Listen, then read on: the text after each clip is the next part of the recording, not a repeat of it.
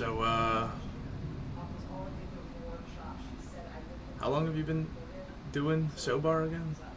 I started Sobar in 2018 and the beginning of the year. So, I was that around when you also got sober? no, I had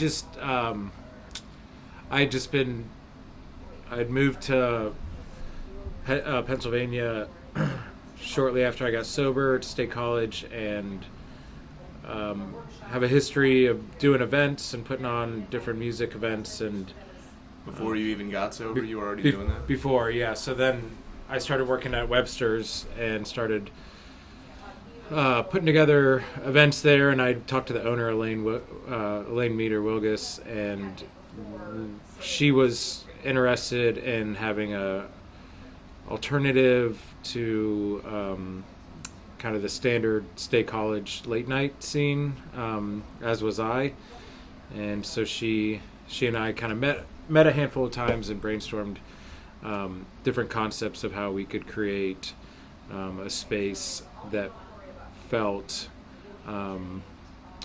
welcoming to sober people and also had interesting entertainment and music, and would be on par with the type of things that people who are drinking and want to go out and have a good time, that those would be available to sober people, and that maybe non-sober people could come and take a night off of drinking, or just be around a different environment that maybe felt a little bit more intentional and a little bit more clear-headed. So I think the concept came about pretty naturally, and I have a lot of respect for Elaine for kind of showing the curiosity to kind of see what it was like being a sober person living in this town. Yeah. I like the word intentional because I always look for a word for describing going out for people who are sober without sounding off-putting to people who drink. I don't want to sound like I'm bashing them. Sure. But the word intentional is pretty good, I feel like. Yeah, there were a couple descriptors that we used, and it's been so long I can't. There's one that I can't place, but yeah, there's something about being clear-headed that I think that in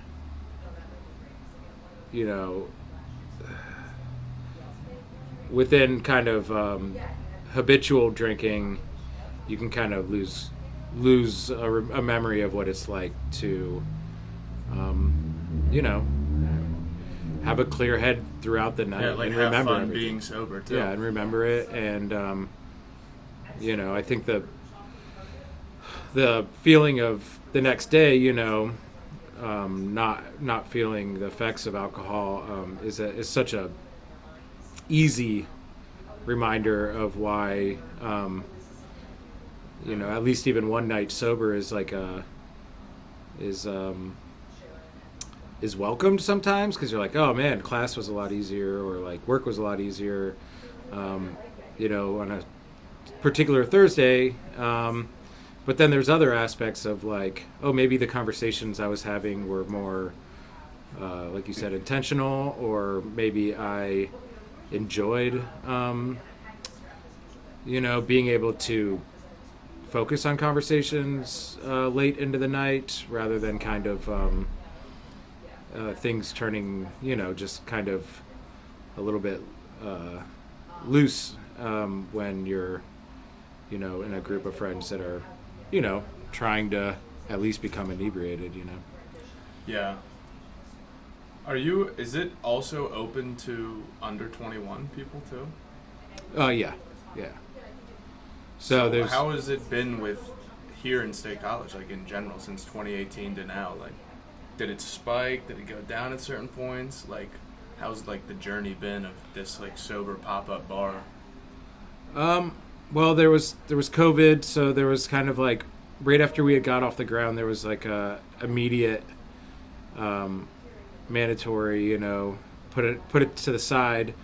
And then coming out of COVID, there was just lots of, I was still working at Webster's. I was still, I was a manager there, and just trying to figure out how to feed people and keep the restaurant afloat. And,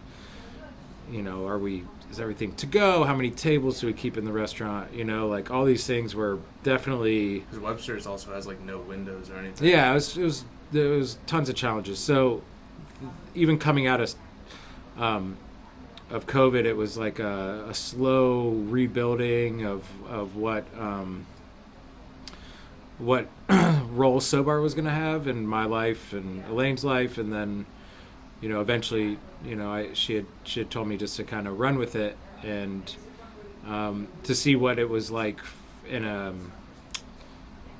to reintegrate into the town. And I think that there were maybe some spikes, or have been spikes of interest based on I don't know, a book that becomes popular, or a news article, or maybe like like one of these month sober Septembers or whatever, those kind of, they can like get people to get excited about it, but I find it always kind of levels off. I think that the reality is there'll always be a large amount of interest in, especially in this town, activities and locations that serve alcohol. And I do think that the sobriety is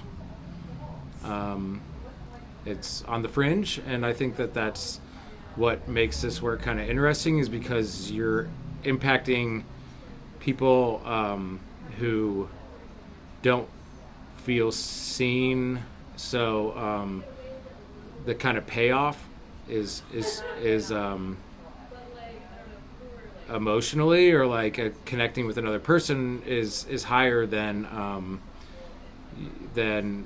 what it's like to serve alcohol in a bar here. So I think that feels gratifying, and maybe that can distort the sheer numbers or the profitability, because it feels really good to connect with somebody who's going to say, hey, I haven't felt this comfortable out. I haven't gone out like this. I haven't enjoyed drinking something else. I was afraid to do this. Whatever the myriad of different challenges that,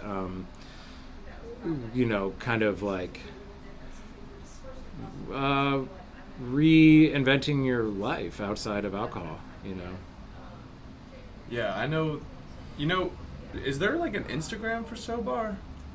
There is, yeah. It's Sobar Space. I feel like I think that there are actually like a good amount of people my age, like college age, at Penn State who would actually come to these. I just think like a lot of people might straight up not know. Oh yeah, absolutely. I'm sober. I've been sober for like almost 3 years now. I live like close by, and I didn't even know about this. Well, that's cool to know. I mean, I think that what I've noticed in a general sense from doing events, whether it's dance parties or having an artist come from Columbia or whatever, is like within this town specifically, having partners and collaborators and things like that is like so crucial, because like as you said, like Sobar, 3 Dots downtown, all cap no brim, supporting it. Exactly. I mean, and that's like that's what makes it fun. That's what makes it fun is like the opportunities to have an event in this town where all of a sudden like people you've never seen or known existed can be in the same room. It's like beautiful when it happens. Yeah, it just takes a little work to make really it cool. Yeah, definitely. And I think that the amazing thing about like some of the events that I've helped, the vision that I try to keep in mind is like it is intergenerational. So a lot of times I don't see there being any. I get excited when there's there's college students, maybe a handful of even high school students, and then there's you know, residents here in their 30s or 50s, or a lot of the events that I am involved in have people who are even older, grandparents age. So like, I think that kind of mixture of a gathering is like something that's like in no way weird or anything. I just think it's awesome. It's super cool. And I think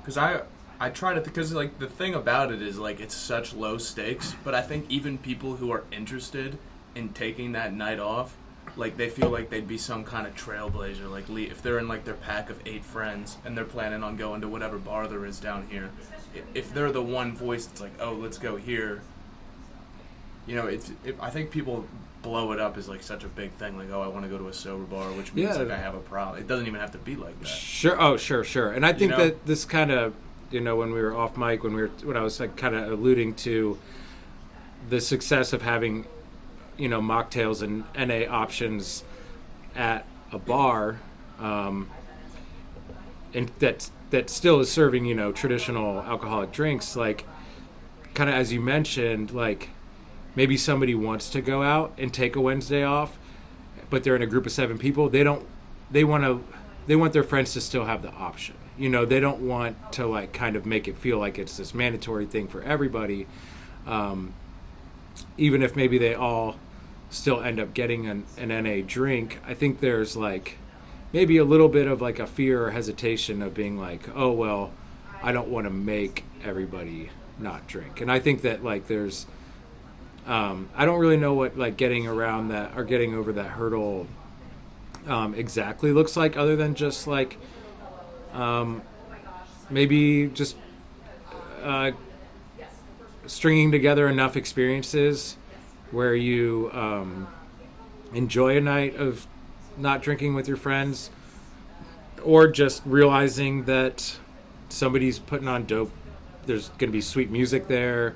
They're playing like, a really cool film, or like something that like doesn't make it feel hokey or like it's an afterthought. I think that's like, that's what people maybe have a perception of, is like, well, all the cool events are gonna like be the ones with alcohol because that's where the most people are gonna be at, So it's a challenge, and I think that there's just a persistence, just like anything, just repetition, making it regular, and like we talked about before, is just like partnership, collaboration, and sharing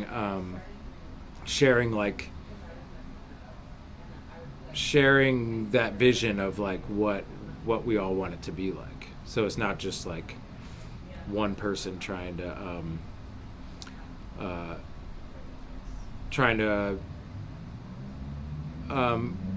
predict like or read people's minds about like what they might want. I think there's also potentially like a little bit more of an opportunity with the under 21 people. I wonder how that could be used, because right now their only option really, like, I guess like sort of classic social life would be like frats. Yeah, that's what I've been curious, I'm 39. I've been curious kind of how that works in this town too, is like there's got to be people who there's got to be younger folks. Yeah, and there's also a study that like in colleges about 25% of kids never have even had a drink before in their life. Yeah. So that means 1 out of every 4 college students is walking around where they aren't going to frats. They're not going to go to bars. So how do you get them to come to? And yeah, maybe that's, being like a townie or like a local in this town, like I'm assuming from what I see, as somebody who's like downtown at 3 Dots, at Webster's, Webster's is super good, by the way. On a Friday night, the student population that I see is the 75%. That's Right. like not many people are roaming downtown to not drink. This is an assumption based on like what I see. Because when I got sober, I didn't really go downtown. Yeah, because it's pretty highly concentrated. You know, you see a line. Like loud. You see a line outside Champs of 100 kids, and then you go another block, and there's another line to Doggies or Basement. You know, like you're like. This is a pretty sweet location, though. Yeah, it's great. great. Like kind of a little bit away, but it's still like It's in great. there. You know, and yeah, the dance parties were great. I don't know if, you know, we might pick those When's up. the next and one? we haven't planned any for this we didn't plan any for this winter because we started doing an international music series. So we've been hosting acts from all over the world: West Africa, Middle East, Switzerland, Colombia. So Does it have anything to do with Sobar? Sobar is there, present. You know, there is alcohol at those events. One thing I will say about like Three Dots or the production company that I run is called Garinto Productions, and that's, you know, Sobar is part of Garinto, and then Garinto also books series like the Secret Planet series or like the monthly All Ages dance party, sober dance parties. There is an element to like a Garinto and a Three Dots event that feels, even if there's alcohol there, it just feels intentional and clear-headed. You know, imagine, like yeah. you know. So When's the next one? we have one December 9th. We're What day of the week is that? it's a Saturday. We're hosting this group called Pernay. They're from Bogota, Colombia. Killer like cumbia and electronics, and so yeah, that's kind December 9th. I'm gonna try to bring some people. Yeah, I'll throw you a couple comp tickets and roll through some people. And you can kind of get a flavor of the style of the event or the feel behind the event. I also put on like film it a little bit, maybe even post it on absolutely, my yeah, thing. yeah, and I help host a 4-day music festival in June called Roni Mead Fest, and that's also kind of got this like real, like, it feels welcoming. It's like feels welcoming to sober people, and it's kind of got this vibe of like, I don't know, you just don't really, I don't feel like anybody would feel any hesitation to be like, oh, like, I don't want to be like the guy not drinking or the girl, you know, the person not drinking. Like, I don't know, it just kind of feels natural in the way that like I would like to hope that like most of the interactions that we have in public spaces are, where it is like, it's not this over the top one way like alcohol craze thing, or like completely dry, you know. I think that it's great there are completely dry spaces, you know, alcohol free spaces, but I think that like if the curve was more towards just like a balance, that would be helpful, you know. And I think there is, like, kind of going back to your question about like if there's spikes and things like that, I think there is an interest to kind of have that feel more normal. And I don't know if that's because of like the way that I feel like people communicate a little bit more openly than they used to, like, and maybe like my parents' generation and older, or like, you know, the way people seem to have like their finger on the pulse of like mental health and self-worth and things like that, like, you know, positive physical health. That's like kind of one thing that we haven't, you know, that haven't really touched on. That's like another you know, aspect of why people choose not to drink.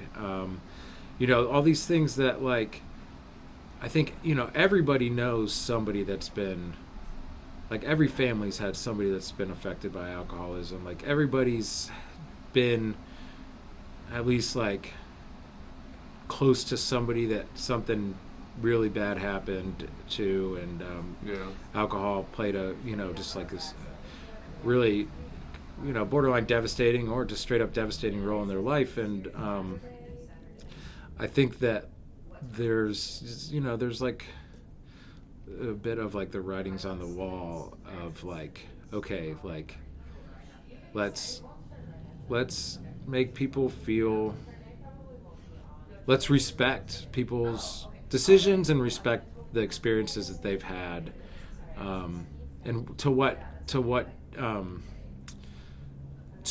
degree that will change the culture of a place like State College, I think is yet to be seen. But I do feel I feel hopeful about it. And like still have fun too. Like I think people literally think it's almost impossible. I think a lot of people think that it's basically impossible to actually go have fun without drinking Yeah. at State College. I mean, I think that's what keeps people from quitting drinking. Even trying it. Yeah, You know? exactly. It's like, oh, that won't be fun. I won't be confident. I won't be funny. I won't. Yeah. But you can be. It's like Yeah. I'll go to like a music festival or whatever, and I'll be able to like vibe out with the music, like have a good time. I do like absolutely. my stand up whatever, and like I have a good time doing it. Well, When I I think meet people, I like talking to people even when I'm sober. Like I think people just can't even conceptualize that is actually enjoyable sober. absolutely, and I think that that's, for people to be able to get, for those that have thought about making a change, trying to cut alcohol out of their life, things like that, like until they see somebody like yourself or somebody, like I would like to think how I present myself, which is genuine, it's not like I'm putting on a show, but like you have to see it to believe it, and I think that like even just having that opportunity to be, not even in a dry space, but like in a space that like I was kind of talking about where it's like it's just more balanced, so you do have more, you do have more like sober people hanging out, and maybe somebody's there and they're drinking and they're allowed to drink, but the one thing that I've always thought about, like I keep in my mind and tell some people is like, you never know who's watching, and like, when I used to drink, like I remember just like looking at somebody and being like, I don't think that person's drinking, and they're laughing, they're having a good time, they're like, they're still able to play music, they're up on stage, they're DJing, all these things, and like that self-talk that we put ourselves through, which is like, I'm not gonna have this like liquid courage or whatever, to have an example, and I think that that's kind of, to have that example is really important. And I think that kind of like these more neutral spaces, getting people in those same rooms together, you get to see more of those examples, and naturally happening, and I think that that's, and it's not about preaching or telling people or facts or numbers or whatever. It's just by example, I think that that's what played a role in my, recovery, and hopefully I've had Definitely that played a opportunity. role in mine too. Yeah. Like everything that you've been saying, really, like, because yours is actually a more direct approach. Like you're talking about actually doing it in real life. This is like all stuff I say on my podcast That's all great. the time. Like neutral. It doesn't have to be this life-changing thing. It's just like something that you can try to see if you even like it. Sure. You know what I mean? Yeah, and I think that's, I'm really happy to hear that the work that this yourself and this podcast is shedding a light on. And we all have different stories. For me, moderation wasn't really an option, so like it's important for me to keep in my mind that like, if for most people I know, man, if maybe they don't have a quote unquote problem, but even just being able to spend that night with some friends and not drink and have that next morning, they feel better. Maybe they're able to be more attentive to their partner or their kid. They're interact with somebody the next day in a more positive way than they would have if they were hungover and this and that. Like I see the whole spectrum of like what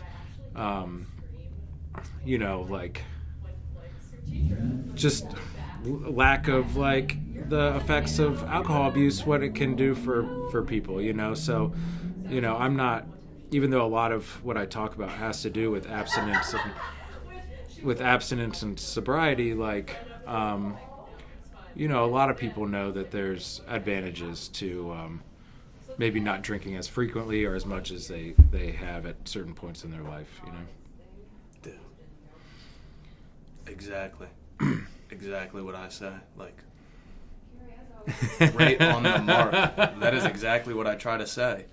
Because one of the main messages that I had in the beginning when I was starting this is like, I don't want to be a preacher saying like you have to get sober and like sober people are nobody better. wants to hear that. Nobody wants to hear that. Yeah. But like the idea that we can have this cool like merge where like some people can try this and this, and then you and me, right? We can't do trying, we can't do moderation, but there definitely are a lot of people that they don't even consider that. It's just like, oh yeah, they could do it, but they won't. Yeah, I mean, we make a lot of decisions early in our lives, and it's hard to break habits, and it's hard to find different social circles and things like that. So I totally get why, like, you know, you've been doing this thing, living this way week by week for a handful of years, and like, it's hard to just wake up one day and be like, oh, I think I'm going to do something completely different, you know, or even if it's just for like breaking the pattern for a single night, you know, like a Friday night or something. So I think social media. I think blast up SoBar a little bit. Sure. I mean, I would love to continue to be able to like have these amazing nights, these intentional nights, these intentional. I'm stealing that word from you. Yeah. Well, I mean, yeah, we'll have. I mean, we'll talk about doing an event together. I'd love to. There's always so much to be learned. There's like, it makes being sober more fun to talk about it in ways that like, you know, are genuine and that mean it something to us. You know, it's like I think we've all had that experience when you. And it could be even somebody on like that you respect on TV or an actor or a musician or something, when you find out that they're sober and you're like, oh man, like that's what's up. Like, you know, that's why, you know, maybe I picked up on that in ways that like I didn't just associate with directly not drinking or abstinence, but like maybe it's like how they carry themselves or their character or something like that. Like these things that like I've noticed around people in recovery and sobriety that like once given this second chance at life, like they go at it hard and they want to be the person that they never thought they could be, and maybe they always wanted to be or wished, you know, saw in other people, and like to have the gratitude to be able to be thankful that like, you know, you had this second chance is like, it's powerful. It's like fuel in the tank, you know, and I think that's why a lot of people who are in recovery wouldn't change their past, because maybe it wouldn't give them that same perspective that they have now, which is like, you know, cherishing life and trying to be a role model. Couldn't agree with that more. Honestly, I feel like that's a good spot to like close it out on. Cool. It's a nice message there. Right on. Yo, 3 Dots downtown here in State College, SoBar. We also got these cool drinks. Oh, dude. Let me put my cap on. There it is. Right on. The all cap, no brim. All cap, no brim. Thanks so much. Thank you. Right Corey. on. Thanks, buddy. Appreciate it. Nice.